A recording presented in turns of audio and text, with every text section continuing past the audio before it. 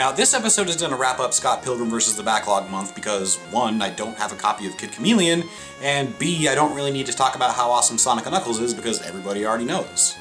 Now, this episode is going to be about how the biggest band in the Scott Pilgrim universe takes its name from a pretty huge NES game. And that's not huge in popularity, that's just huge in size. So today, we're going to talk about Clash of Demonhead for the NES. Clash of Demonhead, or Dengeki Big Bang as it's known in Japan, was developed and published by Vic Tokai for the NES in 1990. You play as Bang Blitz, which is the coolest name for a hero ever, who's part of the Special Ops Group Saber. While on vacation with his girlfriend Mary, Bang gets orders to rescue Professor Plum, creator of the Doomsday Bomb, who's been kidnapped. Of course.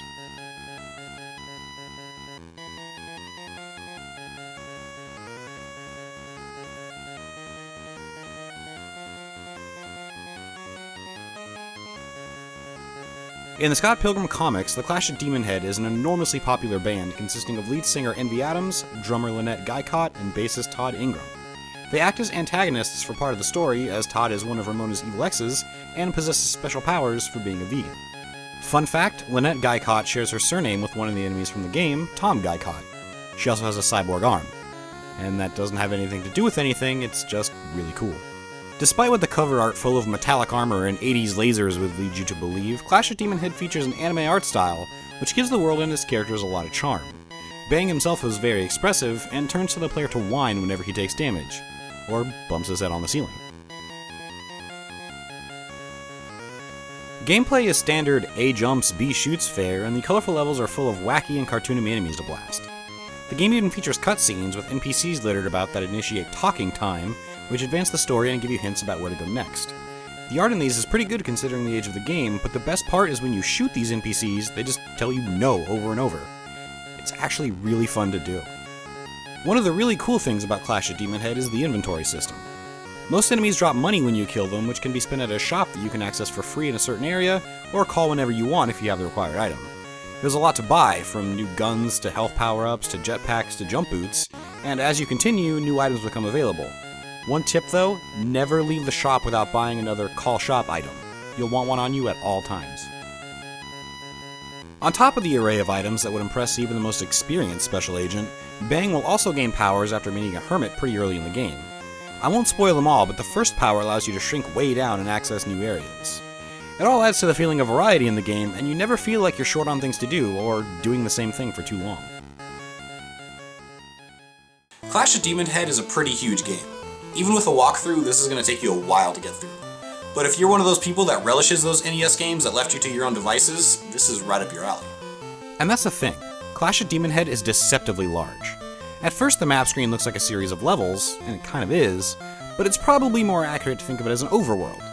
Each route is its own level, and you'll be traveling all over in order to gain the items and information you need to progress. There's no straight shot to the end. You need to explore, backtrack, and make sure you're going to the right places at the right times.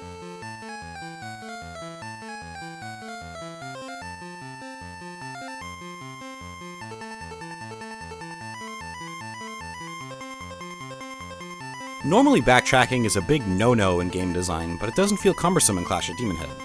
For one thing, the levels aren't too long, so the game doesn't feel padded out for the sake of making it longer.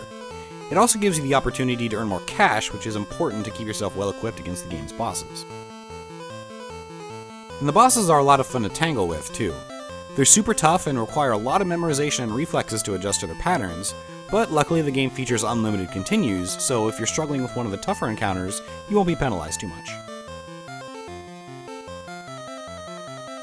A game with a huge world can get pretty boring if there's nothing to do, but Clash of Demonhead mixes up its stages pretty well, with lots of different obstacles and layouts to traverse. You can even put on a scuba suit, or aqualung as the game calls it, and explore underwater areas. And hey look, kappas! I love kappas. Any game with kappas in it is A-okay in my book. The game also avoids the bottomless pit platforming trope. Whenever you fall into a hole, you wind up in an enemy-filled cavern that takes you back to the map screen once you fight your way out. It's a neat touch that makes the game's world feel a little more complete, if that makes any sense. Like I said before, though, the game can be pretty vague and confusing as far as letting you know where to go next. Luckily, we live in the age of the internet, so there's plenty of guides available if you just want to see what the game has to offer. But if you're old school through and through and love finding your own way, then Clash of Demonhead will definitely take you back to the days of taking notes as you play. Clash of Demonhead really isn't too hard to come by, and it's really only going to run you about $5 to $10. Considering the amount of game there is there, that's a pretty good value. Clash of Demonhead offers a whole lot of game for not a lot of cash. The gameplay is fun enough to support a game of this size, avoiding the pitfalls that a lot of longer games tend to fall into these days. It's a lot of fun with tons of charm and lots to see and explore, so if you want to get lost in an old school adventure, Clash of Demonhead is definitely a game to look out for.